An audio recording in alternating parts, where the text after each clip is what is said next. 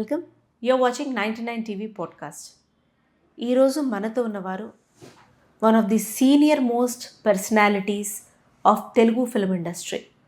Personalities అని ఎందుకు అంటున్నామంటే వారిని ఒక యాక్టర్గాను, ఒక డైరెక్టర్గా, ఒక పాత్రకంటూ కన్ఫైన్ చేయలేం.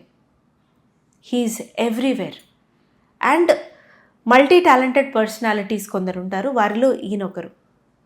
ఎందుకంటే మరొక్కసారి ఈ మధ్యనే ఒక అద్భుతమైనటువంటి గిఫ్ట్ని ఆయన ఇండస్ట్రీకి ఇవ్వడం జరిగింది. ఎందుకు అలా చెప్తున్నామంటే అది ఒక్కసారి మీరు ఆ ఏవి, ఇట్స్ అ వైరల్ ఏవి ఇది, అది చూస్తే కనుక ఎన్నో ఎమోషన్స్ మిళితం అయిపోయి ఉంటుంది. సినిమా అంటే మనందరికీ మన బ్లడ్లో ఉంటుంది. ఎన్నో ఎమోషన్స్ని మనం సినిమాలో సీన్స్ తోటి రిలేట్ చేసుకుంటూ మాట్లాడతాం. డైలాగ్స్ కూడా మనకు అంతగా గుర్తుండిపోతాయి. ఆర్టిస్టులు అందరూ మన ఇంట్లో మనుషులే.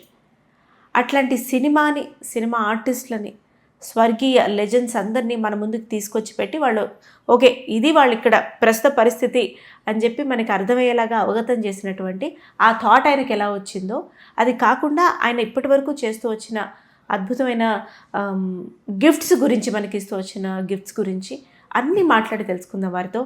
కాశీ విశ్వనాథ్ గారు, నమస్కారం సార్. నమస్తే అమ్మా. నాకు నచ్చావులేలో మీరు ఎంత నచ్చారంటే ఆ పర్ఫార్మెన్స్, డబ్బింగ్ కూడా సార్ ఎంత న్యాచురల్గా, అంటే మీరు ఒక డైలాగ్ చెప్తుంటే ఇంట్లో ఎవరో మా ఫాదర్ ఇంకెవరో కూర్చొని మాట్లాడినట్టుగానే అనిపించింది, కానీ అది ఒక స్క్రీన్ మీద చూస్తున్నట్టు నాకు అనిపించలేదు సార్. ఆ ఎమోషన్స్ కూడా ఎంత సటిల్గా, very very wonderful role sir అది. అంటే మిమ్మల్ని చూడగానే నాకు అదే మూవీ మైండ్లోకి వచ్చింది. ఆ సినిమా ఒక 250 సినిమాలు చేసే అంత తీసుకొచ్చింది. ఎంత వండర్ఫుల్ రోల్ అంటే సినిమా అంతా. ఎందుకంటే యాజ్ అ ఫాదర్గా అన్ని తీసుకోవడం అనేది మామూలు విషయం కాదు. ఒక కొడుకు కానీ కూతురు కానీ అన్ని డిఫరెంట్ ఎమోషన్స్ పిల్లల నుంచి తీసుకోవటం, మన లైఫ్లోనే కాంప్లికేషన్ ఉంటాయి, పిల్లలే ఒక కాంప్లికేషన్ మనకు అవడం, సటిల్గా మీరు చూపించినట్టు వంటి తీరు, ఇట్ షోస్ యువర్ ఎక్స్పీరియన్స్ కదా sir. It's a life time. Thank you so much for gracing the space today sir. ముందుగా మనం రీసెంట్గా మీరు క్రియేట్ చేసిన మ్యాజిక్ గురించి మాట్లాడుకున్నాం. అది చాలా తెలిసి ఉండాలి సార్ ఇండస్ట్రీ గురించి, అండ్ ఇంచ్ బై ఇంచ్ అవగతమై ఉండాలి. మీరు స్వర్గీయ దాసరి నారాయణరావు గారి గురించి చేసినటువంటి ఏవి, వారు ఒక్కరి గురించే కాదు, అందులో నాకు కోటరామకృష్ణ గారు కనిపించారు, కృష్ణ గారి దగ్గర నుంచి అప్పటి వాళ్ళు కూడా, ఏది మాయాబజార్, గుండమ్మ కథ, అప్పటి నుంచి నేను అప్పుడు ఆర్టిస్టులు అందరూ కనిపించారు. వాళ్ళు వచ్చి మాట్లాడుతుంటే ఒకలాగా ఆ వాయిస్ కూడా ఎగ్జాక్ట్గా ఆయనకి మ్యాచ్ అయ్యేలాగా, నాకు ఒక నిమిషం చూడగా కాశీ గారే డబ్బింగ్ చెప్పారా దీనికి అని కూడా. అవునా సార్, మీరేనా వాయిస్? లేదు, దాసనారాయణరావు గారు వాయిసే. అది ఏఐలో చాలా విచిత్రాలు వచ్చినాయి అమ్మా, రకరకాల టూల్స్ వచ్చినాయి. భవిష్యత్తులో చాలా వండర్స్ జరుగుతాయి. ఒక ఆర్టిస్ట్ ఫోటో ఉంటే అతనితో సినిమా తీసేయచ్చు అన్నట్టు ఉంటాయి. కాకపోతే ఆ ఇంప్రూవ్మెంట్ కొంచెం టైం పడుద్ది. మనం దాన్ని ఫాలో అయ్యి ఆ నాలెడ్జ్ అంతా ఎక్వైర్ చేసి, ఎంత టెక్నాలజీ వచ్చినా కాన్సెప్ట్ అనేది చాలా ఇంపార్టెంట్, ప్రాణం అనమాట కాన్సెప్ట్. మనం హిట్ సినిమా కథ ఎలా ప్రాణమో, ఏది చేసినా కాన్సెప్ట్ అనేది ఉండాలి. అది బాగా ఉంటే ఆ కాన్సెప్ట్ని తెర మీద తీసుకురావడానికి కావాల్సిన డెవలప్మెంట్ అంతా ఏఐలో వచ్చేస్తుంది. ఓకే, కానీ మీరు ఎలా కూర్చొని చేస్తారు సార్? ఎగ్జాంపుల్, ఇది ఎగ్జాగరేట్ చేసి చెప్పట్లేదు సార్. ఇప్పుడు మేము ఉన్న ప్రొఫెషన్లో కూడా ఏఐ టీమ్తో కూర్చోవటం, మాట్లాడడం, ఇవన్నీ రోజువారీ అయిపోయింది sir. Please trust me if I say, నాకే విసుగు వస్తుంది సార్. అబ్బా ఎందుకురా ఈ టెక్నాలజీ వచ్చింది, ఇంతకు ముందే బాగుంది కదా, ఇప్పుడు ఇది నేర్చుకోలేకపోతున్నా సార్. దీస్ ఆర్ మై, నాకు సొంతంగా ఇప్పుడు జరుగుతున్నదే నేను మీకు చెప్తున్నా. ఇందులో నేను అస్సలు మీరు ఎలా ఒక టీంని తీసుకొని వాళ్ళతో ఒక 1 month కూర్చొని మీ ఐడియాస్ అన్ని వాళ్ళకి చెప్పి చేయించి, అడాప్టబిలిటీ సార్. మీరు మాకు ఏం చెప్పారంటే, ఇప్పుడు ఒక వ్యక్తికి ఎస్పెషలీ ఇండస్ట్రీలో ఉన్న వాళ్ళకి కావాల్సింది అడాప్టబిలిటీ అని మీరు చేసి చూపించారు. Thank you sir. ఎలా చేయగలిగారు? అంటే ఈ డైరెక్షన్ అసోసియేషన్ ఉంది కదా, వాళ్ళు డైరెక్టర్స్ డే అని దాసరి నారాయణరావు గారు May 4th ఎప్పుడో విశ్వనాథ్ గారు అనౌన్స్ చేశారు. ఆ అనౌన్స్ చేసిన డేట్ని నేను, ఎన్ శంకర్ గారు వీళ్ళందరం కలిసి ఫస్ట్ డైరెక్టర్స్ డే స్టార్ట్ చేసాం. సో అది ఆనవాయితీగా ఏ ప్రెసిడెంట్ ఉన్నా కూడా ప్రతి May 4th డైరెక్టర్స్ డే చేస్తున్నారు. ఇప్పుడు ప్రజెంట్ కమిటీ నన్ను ఆహ్వాన కమిటీలో వేసి మన ఈ ఆదిత్య గారు ప్రెసిడెంట్, సాయి రాజేష్, వీళ్ళందరూ సాయి రాజేష్ వీళ్ళందరూ. రీసెంట్ నేను లాస్ట్ టైం ఉగాది ఉత్సవాల్లో బ్రహ్మానందం గారికి పర్సనల్గా నేనే పిలిస్తే ఆయన వచ్చాడు. ఆయన వచ్చినప్పుడు ఆయన్ని బాగా చూసుకోవాలని చెప్పి ఒక పర్సనల్గా ఒక ఏవి చేశాను. అది చూసి చాలా ఇంప్రెస్ అయ్యి, అలాంటి ఏవి కావాలండి దాసరి గారికి అని అంటే, సరే నేను చేస్తాను అని మాట ఇచ్చాను. దానికి ప్రకారం ఒక 1 month యాక్చువల్గా మెహర్ వెంకటేష్ అని ఆ అబ్బాయి గురించి చెప్పాలి. ఆ అబ్బాయి ఎప్పుడో చిన్నప్పుడు నా క్లాస్మేట్ కొడుకు. వాళ్ళ మదర్ వచ్చి మా వాడికి ఏదైనా దారి చూపండి అది ఇదని రిక్వెస్ట్ చేసినప్పుడు, అతనికి సురేష్ ప్రొడక్షన్స్లో ప్రైమ్ ఫోకస్ అని దాంట్లో సురేష్ బాబుతో మాట్లాడి ఒక జాబ్ సెట్ చేశాను. కరోనా టైంలో అక్కడ చాలామంది తీస్తారు కదా, అలాగే అతను తీసేసినప్పుడు అతను ఊరు వెళ్ళిపోయాడు. అతనికి చిన్న ఛాలెంజ్గా ఫస్ట్ బ్రహ్మానందం గారు ఏవి చెప్పి, నువ్వు ఏ నేర్చుకుంటున్నావు కదా ఇది చెయ్యి అని అంటే, చాలా ఇద్దరం డిస్కస్ చేసి షార్ట్ బై షార్ట్ మాట్లాడుకొని నేను చెప్పి కరెక్షన్ చెప్పి ఇవన్నీ చెప్పి చేస్తే ఫైనల్ అవుట్పుట్ బాగా వచ్చింది. వచ్చాక నీకు పెద్ద ఛాలెంజింగ్ ఇది ఇస్తున్నానయ్యా దాసనారాయణరావు గారిది, ఇది చాలా పెద్ద కాన్సెప్టు, నేను స్టెప్ బై స్టెప్ అన్నీ చెప్తూ ఉంటాను, నువ్వు చెయ్యి అని చెప్పి దాదాపు 1 month ఇద్దరం డిస్కస్ చేసి, చాలా సహనం అబ్బాయికి, చాలా మంచి మెంటాలిటీ, పైకి వస్తాడు కూడా అతన్ని మా యుఎస్లో ఉండే ఫ్రెండ్కి పరిచయం చేశాను. అతను కూడా యుఎస్ తీసుకెళ్తా అంటున్నాడు అన్నీ కుదిరితే. సో ఆ అబ్బాయికి నేను ఎంత టార్చర్ పెట్టేవాడిని అంటే, రాత్రి 2ంటికి ఐడియా వస్తే 2ంటికి, 3ంటికి వస్తే 3ంటికి, అప్పటికప్పుడు ఫోన్ చేసి అతను అయిపోతుందండి గంటలో పంపిస్తానంటే 3:30కి చూసి 4:30 చూసి, తెల్లవాళ్ళు నైట్ టైం నిద్ర లేకుండా అతను ఎన్నోసార్లు చేశాడు, నేను చేశాను. అలాగా ఫైనల్గా దాసనారాయణరావు గారిది దాంట్లో ఒక జీవం ఉండాలి, ఒక కాన్సెప్ట్ ఉండాలి, చాలామంది హృదయాలని టచ్ చేయాలి. ఆల్మోస్ట్ దాసనారాయణరావు గారు ఇక్కడ బతికుండగా ఆయన ప్రతి పుట్టినరోజుకి మమ్మల్ని ఇన్వైట్ చేసేవాడు, ఎంతోమందికి భోజనాలు పెట్టేవాడు, ఈవినింగ్ మళ్ళీ మాకు పార్టీ ఇచ్చేవాడు.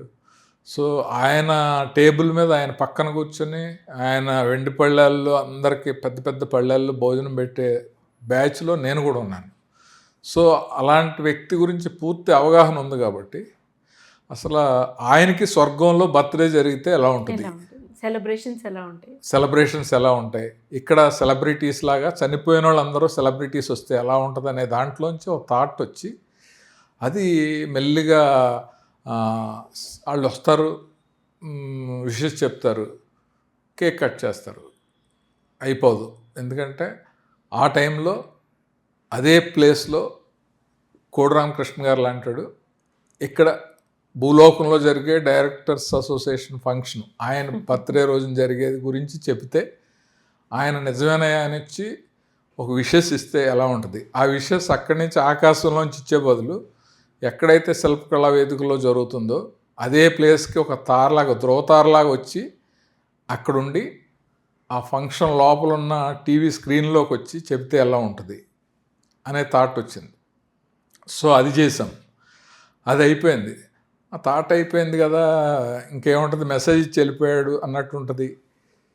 అలాంటి ఒక చనిపోయిన వ్యక్తికి ఆ బర్త్డే తాలూకు జ్ఞాపకాలు ఉంటాయి కదా, అసలు ఆ జ్ఞాపకాలతో స్టార్ట్ చేద్దాం అని మీతో ఇలా అందరికీ కృతజ్ఞతలు విషెస్ చెప్పిన తర్వాత మీతో ఇలా మాట్లాడుతుంటే అసలు ఎన్నో జ్ఞాపకాలు అనగానే ఆయన కళ్ళ ముందు ఆ జ్ఞాపకాలన్నీ రావటం, గుర్తుకొస్తున్నాయనే పాట, ఆ జ్ఞాపకాలన్నిటి తర్వాత ఆయన కళ్ళలో నీళ్లు తిరగటం, ఆ తుడుచుకోవటం, తట్టుకోలేక టర్న్ అయిపోయి మళ్ళీ స్వర్గంలోకి వెళ్ళిపోవటం. ఆ వెళ్ళిపోయేటప్పుడు డిష్ అని ఒక చిన్న సౌండ్ వచ్చి ఒక కర్టెన్ ఇదయ్యి ఆయన స్టాట్యూగా మిగిలిపోయాడు అనే థాట్ని స్టెప్ బై స్టెప్ నువ్వు చెప్తే నమ్మవు. మేము దీంట్లో ఫలితం ఫైనాన్షియల్గా కానీ ఇంకో రకంగా కానీ ఏమి ఆశించకుండా 1 month కష్టపడి చేశాము. నిజానికి నా ఫస్ట్ సినిమా రిలీజ్ అయినప్పుడు కూడా ఇంత అప్లాజ్ నేను లేదు. ప్రొడ్యూసర్స్ ఎవరో చేస్తారు, సినిమా హిట్ అయింది నెక్స్ట్ సినిమా చేస్తే బాగుంటుందని అలా అప్రోచ్ అయినాడు తప్ప. చెప్పండి సార్. సో అంత అమెరికా నుంచి, లండన్ నుంచి శ్రీవల్లి గారని, ఇలాగ ఆస్ట్రేలియా నుంచి ఎలా అలాగే వెళ్ళిపోయింది. ఎందుకంటే ముఖ్యంగా చెప్పాలంటే ఛానల్స్ అందరూ సపోర్ట్ చేసి అన్నీ వాళ్ళ దాంట్లో పెట్టేసి ఒక్కొక్కళ్ళు ఐ డ్రీమ్ వాళ్ళు 1,50,000 వచ్చిందని, 2,00,000 వచ్చిందని. ముఖ్యంగా డైరెక్టర్ దేవి ప్రసాద్ చాలా నా బెస్ట్ ఫ్రెండ్. ఆయన క్లాప్స్ కొట్టేసి నేను ప్రమోట్ చేస్తానని ఆయన అన్ని గ్రూపులకు పంపించి వాడు చూసిన వాళ్ళందరూ దేవి గారు పంపించారని నాకు ఫోన్ చేసి అప్రిషియేట్ చేసి ఇలాగా మామూలు అంతా ఎంత అప్లాజ్ కాదు. నేను చాలా అంత కష్టానికి ఫలితం వచ్చింది అని చాలా హ్యాపీ ఫీల్ అయ్యాను. Wonderful sir. ఈ ఈ ఒక మీ కాన్సెప్ట్ ఇట్స్ అ బేబీ. ప్రతి డైరెక్టర్కి సార్ కాన్సెప్ట్ ఒక సినిమా కానీ ఒక ప్రోడక్ట్ పోనీ ఇంకెవరైనా రాసిన సినిమా మీరు డైరెక్ట్ చేయాలన్నా ఏదైనా సరే అది మీ బిడ్డ డే 1 నుంచి పోస్ట్ ప్రొడక్షన్ అయ్యి సినిమా రిలీజ్ అయ్యి ఎలా పర్ఫామ్ చేస్తుంది అప్పటి వరకు ఎవరు ఉన్నా ఎవరు లేకపోయినా ఈ జర్నీలో ప్రతి క్షణం మీరు ఉంటారు. అట్లాంటి డైరెక్టర్స్కి సార్ కొన్ని సందర్భాలలో ఆర్టిస్ట్ వచ్చి ఒక మోడిఫికేషన్ చెప్పటము, డైలాగ్ ఇలా ఉండి వెళ్తూ ఉంటే ఇంకొకరు వచ్చి లేదు ఇలా మారుస్తే ఆ క్యారెక్టర్ కాదు డైలాగ్ నేను చెప్తే బాగుంటుంది అనడము, లేదు కొన్ని ప్రొడక్షన్కి సంబంధించిన డిలేస్ కానివ్వండి, హికప్స్ కానివ్వండి ఇలా ఉండడము. ఇట్లాంటి సందర్భంలో యాజ్ అ డైరెక్టర్ ఏమనిపిస్తుంది సార్? ఆ భావోద్వేగం తెలుసుకోవాలనే ప్రయత్నం ఉంది. ఎందుకంటే విడిగా నేను ఎందరినో డైరెక్టర్స్ చేసిన వాళ్ళని అడిగితే చెప్పలేదు. అదే నేను చెప్తాను, మంచిగా వస్తుంది ఇది. అంటే బేసిక్గా డైరెక్టర్కి డైరెక్షన్ ఒకటే కాకుండా టీమ్ మేనేజ్మెంట్ అనేది చాలా ఇంపార్టెంట్. నెక్స్ట్ ఈగో మేనేజ్మెంట్ అనేది చాలా ఇంపార్టెంట్. ఆ 2 చేసుకుంటూ ఉన్న టైంలో తను షూట్ చేసే సీను తను అనుకున్న ఎమోషన్స్ అన్నీ ఆర్టిస్టుల దగ్గర నుంచి రాబట్టడం అనేది ఒక ఆర్ట్. అది కొంతమందికే ఉంటుంది. చాలామంది ఏంటంటే కన్ఫ్యూజ్ అయిపోతారు. వాళ్ళు ఒక సీన్ ప్రిపేర్ అయ్యి వస్తారు, డైరెక్టర్ ప్రిపేర్ అయిన సీన్ తీస్తూ ఉండగా ప్రొడ్యూసర్ వచ్చి డామినేటింగ్ అని, హీరో వచ్చి ఏలుపెట్టడం ఏదో జరిగితే వెంటనే వాళ్ళు కన్ఫ్యూజ్ అయిపోతారు. అలా అవ్వకుండా ఈ కామన్ సెన్స్ ఉండాలి, తర్వాత పేషెన్స్ ఉండాలి. ఇవన్నీ డైరెక్టర్కి ఉంటే ఆటోమేటిక్గా తను అనుకున్నది రాబట్టుకోవటం కోసం ఎవరు ఎంతమంది ఎంటర్ అయినా కూడా మేనేజ్ చేసేయచ్చు. అవునా సార్?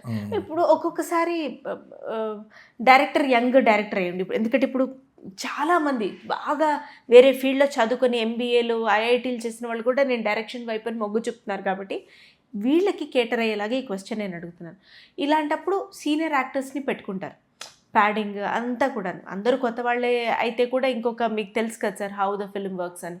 సో సీనియర్ హీరోస్ కానీ హీరోయిన్స్ కానీ యాక్టర్స్ని పెట్టుకున్నప్పుడు వారి సజెషన్ని అన్ని వేళలా నో చెప్పలేం. ప్రొడ్యూసర్ కూడా ఇన్వెస్ట్ చేస్తున్నప్పుడు లేదు నాకు ఈ సీన్ అనవసరం అన్నప్పుడు నో చెప్పలేం. ఇలాంటప్పుడు నో చెప్పకుండా వీళ్ళకి కావాల్సింది ఎలా రాబట్టుకోవాలంటారు? అది ఒక్కోసారి నువ్వు అన్నట్టు ట్రిక్కీ సిచ్యువేషన్ వస్తుంది. నాకే పర్సనల్గా వచ్చింది. నా ఫస్ట్ ఫిల్మ్ అడగచ్చో లేదో అనుకుని ఏం పర్లేదు, నువ్వు లేక నేనులో క్లైమాక్స్ షూటింగ్ జరుగుతూ ఉంటే పరుచూరు వెంకటేశ్వర గారు, కె విశ్వనాథ్ గారు, సురేష్ బాబు వీళ్ళందరూ కూర్చొని వాళ్ళు ఏదో ఒక కాన్సెప్ట్ అనుకుని, విశ్వనాథ్ గారు పెళ్ళంటే ఏంటి, దాని గొప్పతనం ఏంటి, తాళ్ళేంటి, అక్షంతలు ఏంటి అనే దానికోసం ఆయన పేజీల కొలిది స్పీచ్ ఇచ్చేలాగా ఒకటి డిజైన్ చేసి వాళ్ళు హ్యాపీ అయిపోయి నా దగ్గరికి వచ్చి నువ్వు షూటింగ్ చేసేసుకో, క్లైమాక్స్ సూపర్గా వచ్చేసింది అని చెప్పేసి వెళ్ళిపోయారు. వెళ్ళిపోయాక నోమా కళ్యాణ మండపం ఉంది నా తార్నాకలో, అక్కడ షూటింగ్ జరుగుతుంది. సో సీన్ పేపర్ ఫెయిర్ చేసి తీసుకొచ్చారు. నేను మార్నింగ్ నుంచి షూటింగ్ చేస్తున్నాను. ఒక 5 ఆ ప్రాంతంలో ఇంకొక పెద్ద షార్ట్ ఒకటి పెట్టాను, ఒక పేజీన్నర డైలాగు విశ్వనాథ్ గారు చెప్పేది. నాకు బోర్ కొట్టేస్తుంది షూటింగ్ చేస్తుంటే. నాకు కొంచెం కళ్ళం నీళ్ళు కూడా వచ్చేసినాయి. అంటే నా క్లైమాక్స్ పోయింది, నాకే బోర్ కొడుతుందంటే ఆడియన్స్కి ఇంకా బోర్ కొట్టేస్తా అని చెప్పి అప్పుడు ధైర్యం తెచ్చుకొని సురేష్ బాబు గారికి ఫోన్ చేసి, బాబు పొద్దున్నుంచి మీరు చెప్పిన కాన్సెప్ట్ షూటింగ్ చేస్తున్నాము, నాకే బోర్ కొట్టేస్తుంది, ఏం చేయమంటారు అని. షాక్ అయ్యాడు, ఒక్క నిమిషం బ్లాంక్. ఆపేయి, ప్యాకప్ చెప్పి వచ్చేయి అన్నాడు. అంత స్ట్రైట్గా నేను చెప్తానని ఆయన ఊహించలేదు. సో నేను మళ్ళీ అక్కడ కొంచెం కామన్ సెన్స్ ఉపయోగించి విశ్వనాథ్ గారు పేజీ డైలాగు బట్టేసి మొత్తం మీద ఆయన ప్రాక్టీస్ అయిపోయాడు. కరెక్ట్గా షాట్ తీసే ముందు ఈ సిచ్యువేషన్ జరిగింది. వెంటనే కెమెరామెన్ తోటి ఈ షాట్కి చాలా ఫిలిం ప్రొడ్యూసర్కి వేస్ట్ అవుద్ది, కెమెరా ఆన్ చేయొద్దు, నేను స్టార్ట్ కెమెరా యాక్షన్ అంటాను, విశ్వనాథ్ గారు చేసేస్తారు, ఓకే సార్ ప్యాకప్ అని చెప్పేస్తాను అని చెప్పి కెమెరా రన్ అవ్వకుండా ఆయన చేసిందంతా అయిపోయాక cut okay thank you sir బాగా వచ్చిందని చెప్పేసి వెంటనే రామానాయుడు స్టూడియోకి వెళ్ళి ఆయన కలిశాను. ఆయన ఫస్ట్ నన్ను అప్రిషియేట్ చేశాడు. నిర్మోహమాటంగా చెప్పావు, నువ్వు నీకు ఎలా కావాలంటే అలా చేసేసుకో, నీకు ఏది నచ్చితే అది చేసుకో అని ఓపెన్గా నాకు అప్పుడు చాలా అప్రిషియేట్ చేశాను, నిర్మాతగా ఎలా ఉండాలి అని ఆయన్ని. అప్పుడు తర్వాత నేను ఏమనుకున్నానో అది చేశాను. ఆ క్లైమాక్స్ సూపర్ హిట్గా వచ్చింది. సినిమా ఎంత పెద్ద హిట్ అయిందో తెలుసు కదా. సో అది నేను అనేది ఏంటంటే అలాంటి సిచ్యువేషన్ వచ్చినప్పుడు, లైఫ్ అండ్ డెత్ వచ్చినప్పుడు ఓపెన్గా చెప్పేయాలి, ఎంత పెద్ద ఆర్టిస్ట్ అయినా. ఎందుకు ఆర్టిస్టులకి సక్సెస్లో రెస్పాన్సిబిలిటీ ఉండదు, ఓన్లీ డైరెక్టర్కే ఉంటుంది. ఆ నిమిషంలో వాళ్ళు ఎలివేట్ అవ్వాలని, వాళ్ళ డైలాగులు బాగా పెద్దవి ఉండాలని ఇలా కోరుకుంటారు తప్ప టోటాలిటీ మీద ఆలోచించరు. అలాంటప్పుడు యంగ్స్టర్స్ చాలా ఓపెన్గా నేను చెప్పేది వాళ్ళకే. కానీ ఇక్కడ మీరు రెండు చేశారు సార్, చెప్పాల్సిన వాళ్ళకి చెప్పారు, యాక్టర్ మనసు నొప్పించకుండా పర్ఫామ్ చేయనిచ్చారు. మహా అయితే ఒక గంటన్నర షూట్ టైం ఏమన్నా ఇదే ఉంటుంది అంటే మన్నాడు కూడా ఆయన చెప్పాలి కదా ఇలా అని. ఎలా చేశారు? నేను మేకప్ రూమ్కి వెళ్ళి యాక్చువల్గా ఆ సినిమాలో ఆయన యాక్ట్ చేయటం కారణమే నేను. ఎందుకంటే దానికి ఫస్ట్ రంగనాథ్ గారు అనుకున్నారు బడ్జెట్ యాంగిల్లో. అప్పుడు ఆయన సమరసింహారెడ్డి, అదే నరసింహనాయుడు, ఈ సినిమాలన్నీ హిట్ అయ్యి బాగానే తీసుకుంటున్నారు ఆయన. మరి మన ఫస్ట్ టైం చేస్తున్నాం కదా, అంత బడ్జెట్ లేదు కదా అంటే, బడ్జెట్ గురించి వదిలేయండి, నేను విశ్వనాథ్ గారితో మాట్లాడతానని చెప్పి గ్రీన్ పార్క్కి వెళ్ళి, సార్ నా సినిమాలో మీరు ఉండాలి, ఎందుకంటే కలిసి ఉన్న వాళ్ళు మీరు యాక్ట్ చేయడానికి కారణం నేనే, ఎందుకంటే మీ గెటప్ బాగుందని నేను సురేష్ బాబు చెప్పాను. అప్పుడు సత్యనారాయణ గారు అనుకున్నాం, కేకాల సత్యనారాయణ గారు అనుకుని అడ్వాన్స్ ఇచ్చేశారు. మారిస్తే బెటరు, ఆయన రెగ్యులర్ అయిపోతారు కదా తాత క్యారెక్టరు అనే డిస్కషన్లో ఉండగా విశ్వనాథ్ గారు స్టూడియో చూపించడానికి ఎవరినో తీసుకొచ్చారు. అప్పుడు ఆయన ఇలా మీసాలు ఇలా పెంచి వచ్చాడు. చూసి వెంటనే సురేష్ బాబు చెప్పా, చాలా బాగున్నాడు బాబు, ఆయన మన తాత క్యారెక్టర్కి అదిరిపోద్ది, మీరు రండి అంటే ఆయన కిందకు వచ్చి చూసి బాగానే ఉన్నాడు కాసి, మరి సత్యనారాయణ గారికి ఎలా చెప్తావు, నువ్వే చెప్పాలన్నాడు. అడ్వాన్స్ కూడా ఇచ్చాం కదా. అప్పుడు నేనే సత్యనారాయణ గారి దగ్గరికి వెళ్ళి, సార్ ఇలాంటివి 100 క్యారెక్టర్లు చేశారు మీరు, డైరెక్టర్ ఏమో ఆయన ఉంటే కొత్తగా ఉంటుంది అనుకుంటున్నాడు, మీరు ఏమనుకోకండి సార్ అని అంటే, వేరే వాళ్ళు ఎవరైనా ఫీల్ అవుతుంది కాసి, విశ్వం గారు అంటే నాకు ఇష్టం, నాకు మంచి మంచి సినిమాలు చేశాడు, శారద, సూత్రధారులు, నువ్వు ప్రొసీడ్ అవ్వు అని అన్నాక అప్పుడు ఆయన దాంట్లో పెద్ద క్లిక్ అయిపోయి దాని తర్వాత బిజీ అయిపోయాడు. అప్పుడు వెళ్ళి మామూలుగా నేను అన్నాను, మీరు ఉండాలి సార్ అంటే, ఐఎమ్ డూయింగ్ ఫర్ యూ అన్నాడు. ఓకే అని అలా చేశాడనమాట. అలా చేసిన ఆయన్ని నొప్పించకుండా చెప్పాలి కాబట్టి, ఏం చెప్పారు మరి? సార్ ఇది నా ఫస్ట్ పిక్చరు, నేను ఒక కాన్సెప్ట్ అనుకున్నాను, అది డిస్టర్బ్ అవుతుంది మీరందరూ ఇచ్చిన సజెషన్స్ వల్ల, ఎమోషన్స్ కట్ అయిపోతున్నాయి, అంటే స్పీచ్లా ఉంది, ఆడియన్స్ స్పీచ్ల కంటే కూడా ఎమోషన్స్కి కనెక్ట్ అవుతారు అని అంటే, నో నో నో నో నేను ఏదో వాళ్ళు అడిగారని చెప్పాను కానీ కాసి నీకేమనిపిస్తే చేయి బలవాడు, యాజ్ ఎ డైరెక్టర్గా నేను అలాగే ఫీల్ అవుతాను అని చెప్పి ఆయన చాలా పెద్ద మనసుతోటి ఆశీర్వదించారు, యాక్సెప్ట్ చేశారు. సో అందువల్ల ఆ సినిమా క్లైమాక్స్ అంత బాగా అలా వచ్చింది. Thank you for sharing this sir, నిజంగానే సో ట్రాన్స్పరెంట్ మీరు. కానీ ఇప్పుడు అట్లాంటి పరిస్థితి ఉంది అని అంటారా? ఎందుకంటే మీరు పీపుల్ మేనేజ్మెంట్లో దిట్ట, నాకు అది అర్థమైంది ఏంటంటే, బట్ ఇప్పుడు అట్లాంటి పరిస్థితి ఉందంటారా? ఒక ఆర్టిస్ట్ ఒక డైరెక్టర్ని అర్థం చేసుకోవడం, లేకపోతే ఒక ప్రొడ్యూసర్ ఒక డైరెక్టర్ని, పోనీ డైరెక్టర్ ప్రొడ్యూసర్కి ఉన్న లిమిటేషన్స్ అర్థం చేసుకోవడం, ఆర్టిస్ట్ యొక్క మైండ్ సెట్ బట్టి వాడు నొప్పించకుండా చెప్పగలగడం, ఇప్పుడు ఎలా ఉందంటారు according to your analysis industry? అంటే అప్పుడు ఉన్న యంగ్స్టర్స్ అందరూ చాలా స్మార్ట్గా ఉంటున్నారు. ఓకే, అంటే వాళ్ళని నొప్పించకుండా వాళ్ళని ఒప్పిస్తూ చేయటం అనేది ఒక కాన్సెప్ట్ అయితే, ఇప్పుడు కొంతమందికి ఏమి తెలియకపోయినా ఒక కన్విక్షన్తో ఉన్నట్టు, లేదు సార్ ఇది బాగుంటుంది, ముందే వాళ్ళు ఏంటో అర్థమైపోతుంది. ఇప్పుడు ఆర్టిస్టులు ఏం చేస్తారంటే, ఇతనేంటో మనం ఏం చెప్పినా అతను అనుకున్నది చేస్తాడు అన్నప్పుడు సైలెంట్ అయిపోతారు. అవును సార్. సో అలాగే చాలా జరుగుతున్నాయి. అవన్నీ ఎప్పుడు రిజల్ట్ అప్పుడు బయటకు వస్తాయి. ఈ డైరెక్టర్కి ఏం తెలీదు, ఈ డైరెక్టర్కి చాలా బాగా తెలుసు, ఇతను క్లారిటీతో ఉన్నాడు.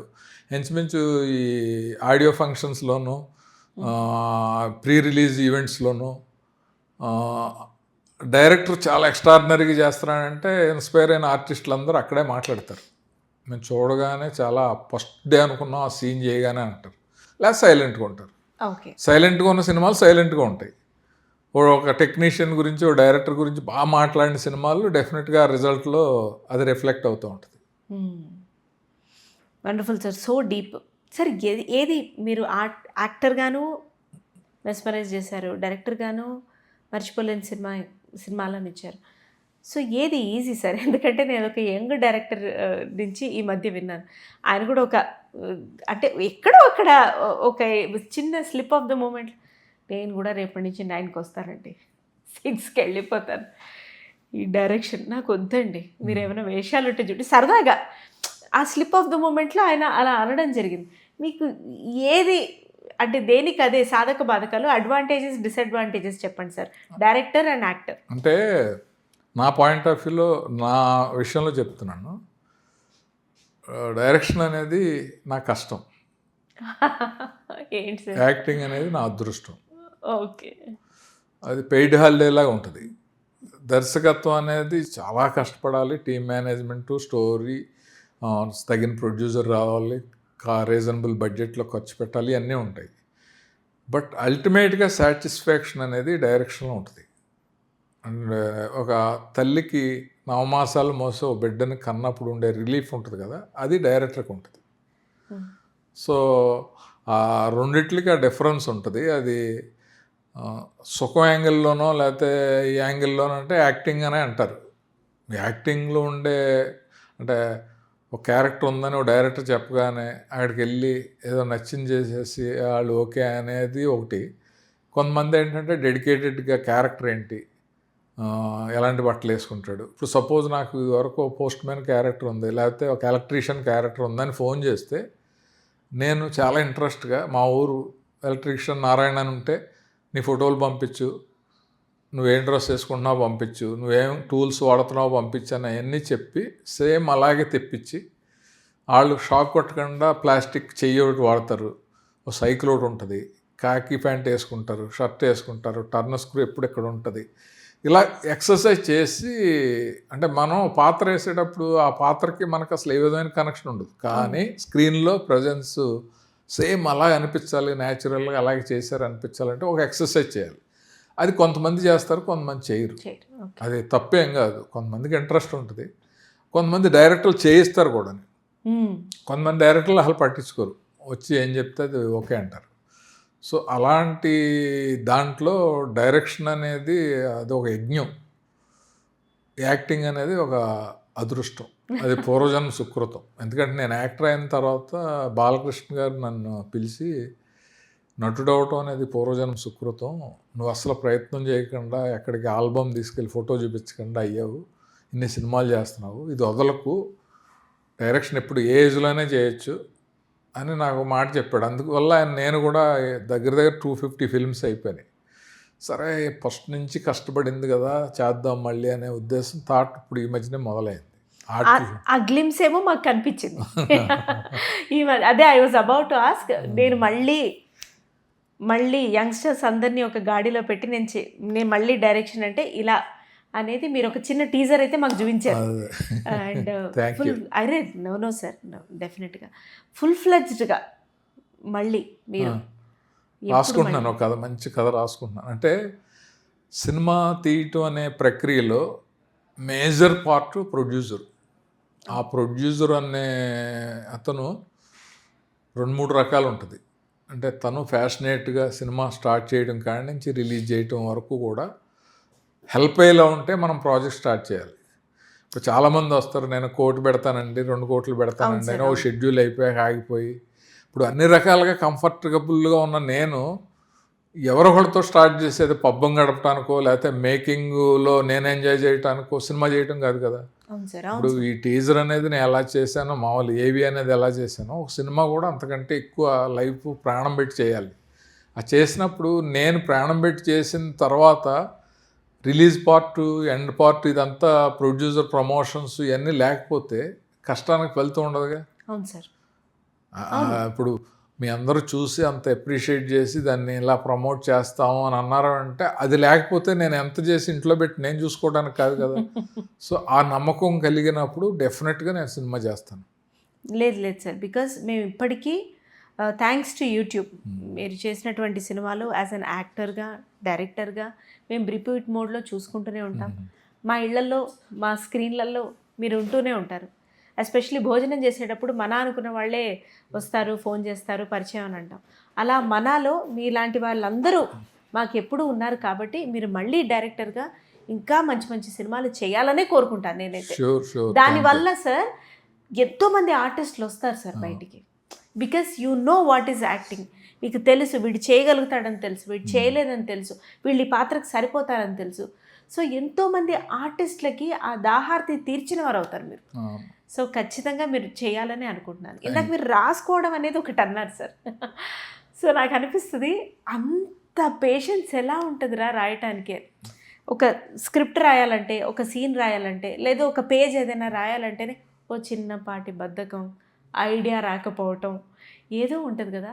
సినిమా ఎలా రాస్తారు సార్? అంత కథ, అంత బౌండ్ స్క్రిప్ట్ ఎలా పాసిబుల్? అంటే నేను బేసిక్గా ఒక విత్తు మొలవటానికి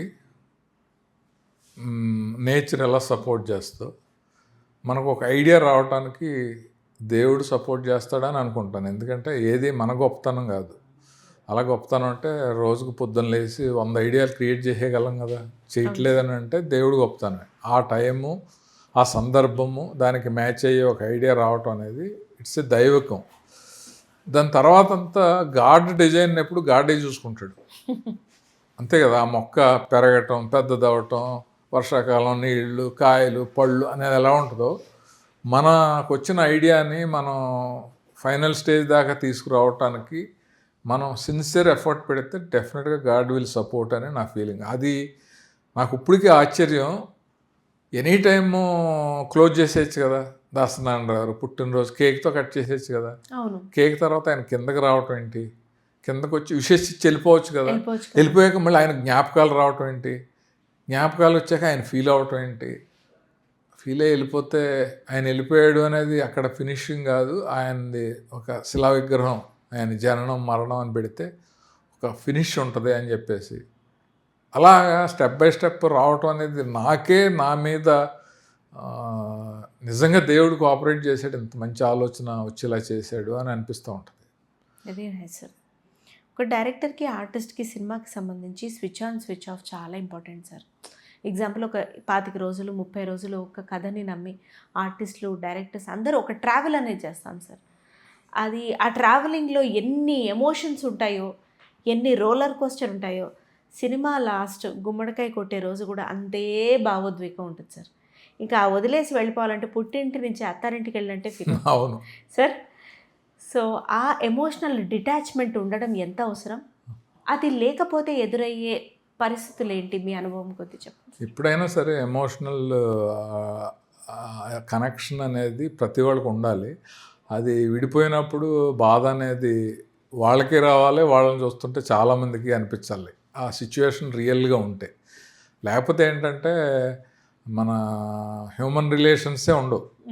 ఇప్పుడు మనం జీవితంలో మనుషులతో రిలేషన్స్ ఉంటాయి, మన దగ్గర పెట్స్ తోటి ఉంటాయి, మన దొడ్లో మొక్కలతో ఉంటాయి.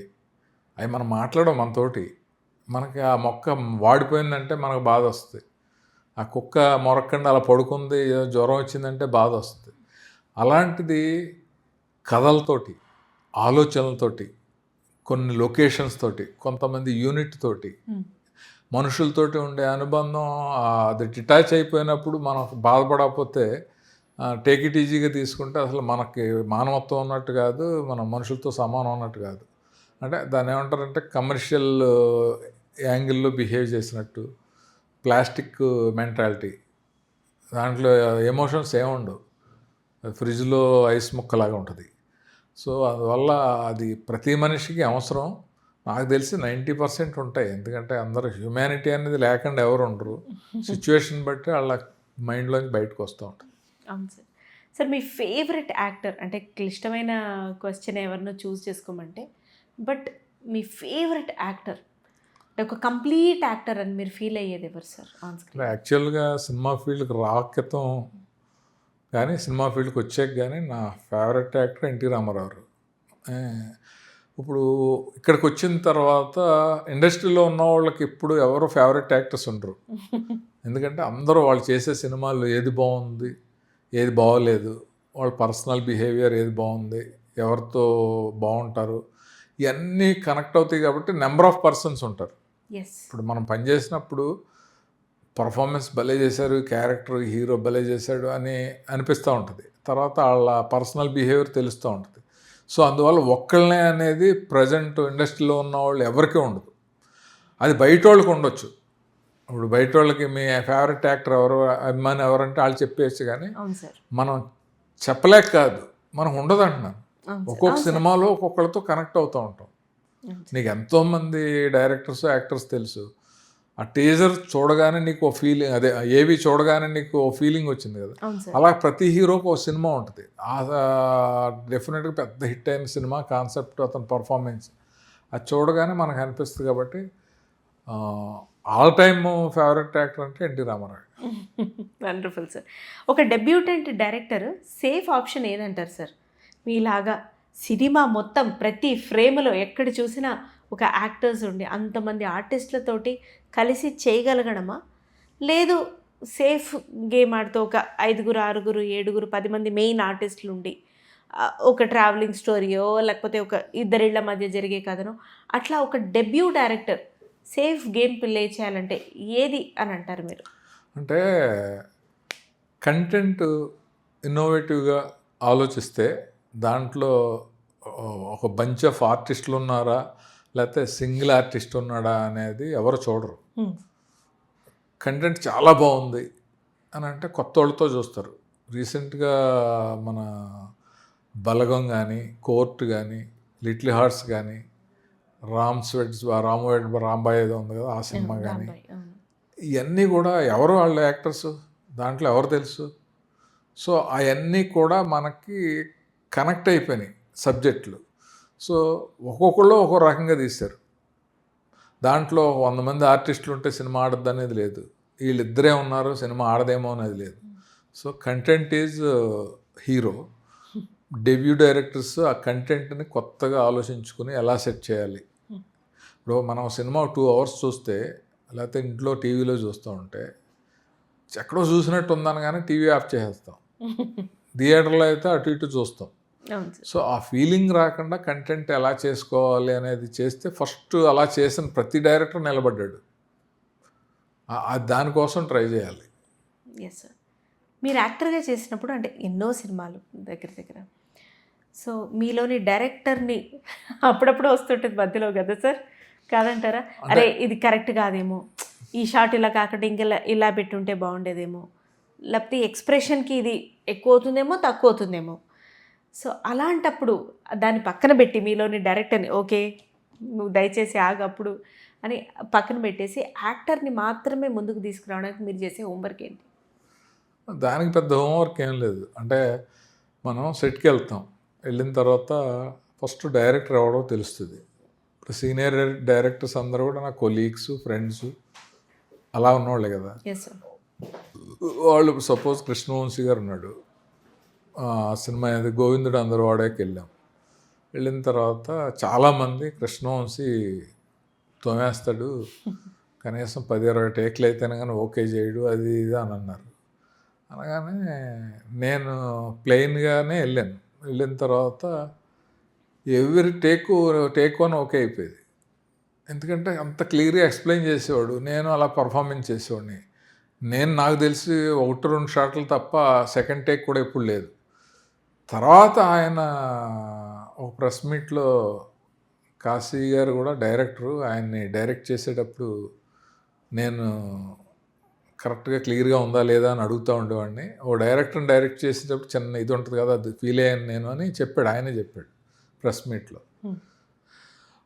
అలాగే శ్రీను వైట్ల ఆయన మేము కలిసి పనిచేసాం ఇప్పుడు.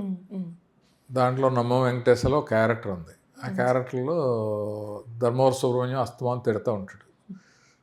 నేను అడిగాను, అతను తిడతా ఉంటే నేను ఎందుకు పడి ఉండాలి అని. అంటే తను చెప్పాడు, తను తిట్టేది మిమ్మల్ని కాదు, మీరు పనిచేసే జయభాస్కర్ రెడ్డి ఉన్నాడు కదా, ఆయన తిడుతున్నాడు, ఆయన తిట్టలాగా మిమ్మల్ని తిడుతున్నాడు అంటే అదే ఎస్టాబ్లిష్ అవ్వాలి కదా, ఒక డైలాగ్లో పెడదాము అని చెప్పి నేనే డైలాగ్ ఫామ్ చేసి, ఎందుకు సార్ గౌడు గేది లాంటి అతని మీద ఉన్న కోపాన్ని గంగి గోలు లాంటి నా మీద చూపిస్తున్నారు అని ఒక డైలాగ్ యాడ్ చేశాం. ఇంకా తర్వాత ఎన్నిసార్లు తిట్టుకున్నా ఆడియన్స్ కనెక్ట్ అయిపోయారు. తిట్టేది రామానుజం క్యారెక్టర్ని కాదు అతన్ని అని చెప్పేసి కనెక్ట్ అయిపోయారు. అలాగే కొంతమంది చనువున్న డైరెక్టర్ దగ్గర చెప్పేస్తాం, ఇతను అతను అనుకున్నది కరెక్ట్ అనుకున్నవాడి దగ్గర స్విచ్ ఆఫ్ చేసేస్తాం.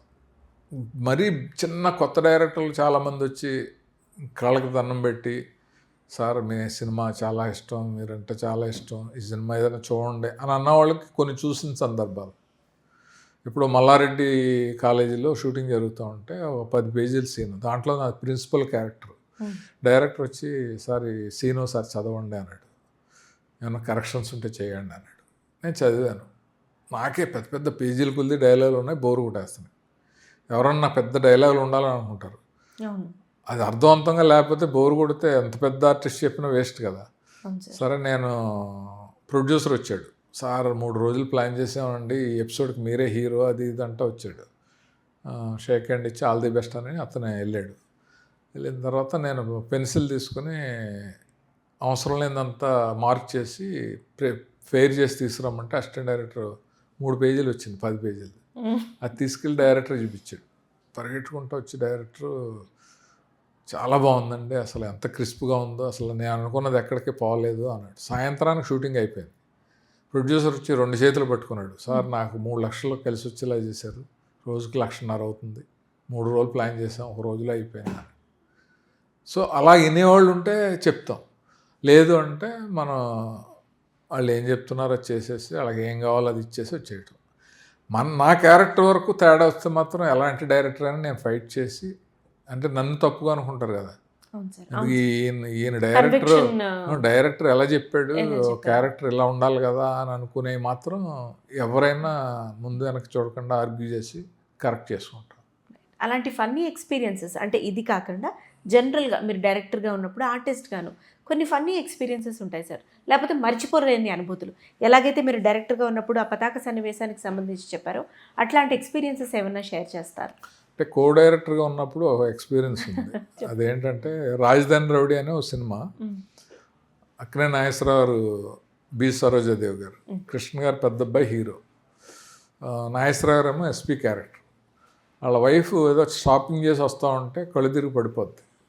ఈ అబ్బాయి రామకృష్ణ గారు అబ్బాయి చూసి ఆవిడని బైక్ మీద ఆటో మీద ఎక్కించుకొని రూల్స్ పట్టించుకోకుండా, ట్రాఫిక్ రూల్స్ పట్టించుకోకుండా హాస్పిటల్లో అడ్మిట్ చేస్తాడు. అది చేసినప్పుడు లక్కీగా ఇన్ టైంలో తీసుకొచ్చాడు కాబట్టి ఆవిడ సేవ్ అవుతుంది. సేవ్ అయిన తర్వాత పోలీసులు వచ్చి రూల్స్ బ్రేక్ చేశాడు అని చెప్పి అతను అరెస్ట్ చేసి తీసుకెళ్తారు. తర్వాత నాగేశ్వరరావు వస్తాడు వైఫ్ని చూడడానికి. అక్కడ ఒక డాక్టర్కి ఒక డైలాగ్ ఉంటుంది, సార్ మీ వైఫ్ ట్రాఫిక్లో కళ్ళు తిరిగి పడిపోయింది, అప్పుడు ఆ రమేష్ చూసి బైక్ మీద తీసుకొచ్చాడు, ఆ ట్రాఫిక్ రూల్స్ని బ్రేక్ చేసి తీసుకొచ్చి టైంలో తీసుకొచ్చాడు కాబట్టి ఆవిడ బతికింది అని ఓ డాక్టర్ డైలాగ్ చెప్పాలి. అక్కడ మేనేజర్లు అందరూ నిమ్స్లో చేస్తూ ఉంటే మేనేజర్లు, నిమ్స్లో డాక్టర్ ఉన్నాడండి, ఆయన పట్టుకుంటే మనకి లేట్ అయినా కూడా ఇబ్బంది ఉండదు, ఆ క్యారెక్టర్ డాక్టర్ ఆయనకి ఇచ్చేద్దాం అది ఇది అంటే, బాగా చేస్తాడంటే చాలా స్టేజ్ ఎక్స్పీరియన్స్ ఉంది అది ఇది అంటే, మేము ఆ టెన్షన్లో సరే అని ఆయనకి డాక్టర్ డ్రెస్ వేసాం. కరెక్ట్గా నాగేశ్వరరావు లంచ్ టైంలో పిలిచి 5 గంటలకు గవర్నర్ తోటి నాకు అపాయింట్మెంట్ ఉంది, నువ్వు ఒక 4:45కి అలా వదిలేయి, నేను ఇక్కడి నుంచి ఇలా వెళ్ళిపోతాను అన్నాడు. అలాగే సార్ అన్నాను. కరెక్ట్గా 4కి అతను షాట్ వచ్చింది, ఎవరిదా డాక్టర్ షాట్. ఇంకా అక్కడి నుంచి మాకు నరకం చూపించేస్తున్నాడు, 1-2 మాటలు చెప్తున్నాడు, ఆగిపోతున్నాడు, చెమటలు ఎట్టేస్తున్నాయి. ఫ్యాన్ దగ్గరికి వెళ్ళండి షర్ట్ అంతా తడిసిపోయింది అది ఇది అంటున్నారు. అలా చేసి 4:30 అవుతుంది. నాగేశ్వరరావు వాళ్ళ నా వెంక చూస్తున్నాడు. వాళ్ళ మేకప్ మ్యాన్ సుబ్బారావు గారు వచ్చి, సార్ ఎలా తెలుసు కదా ఈ డాక్టర్ తినేస్తున్నాడు. అలా 4:35, 4:40 ఇలా అయిపోతుంది, చెప్పలేకపోతున్నాడు. ఆ రోజు ఆ షార్ట్ ఫినిష్ అవ్వకపోతే మళ్ళీ మన్నాడు నిమ్స్లో చేయాలి అంటే మళ్ళీ లొకేషన్కి 30,000 మిగతా ఖర్చు అంతా అవుద్ది, ప్రొడ్యూసర్కి లాసు. మా శరత్ గారు సిగరెట్ మీద సిగరెట్ కలిసి, ఏంటి చూసుకోవాలి కదా, మంచివాడిని ఏమన్నా వేయాలి కదా, అది ఇది అని చెప్పేసి ఆయన్ని ఇసుక్కుంటున్నాడు. చాలా క్రిటికల్ సిచ్యువేషను. ఇంకా కరెక్ట్గా 10 మినిట్సే ఉంది నాగేశ్వరరావు వెళ్ళిపోవటానికి. ఇంకా అందరూ టెన్షన్ పడుతున్నాం.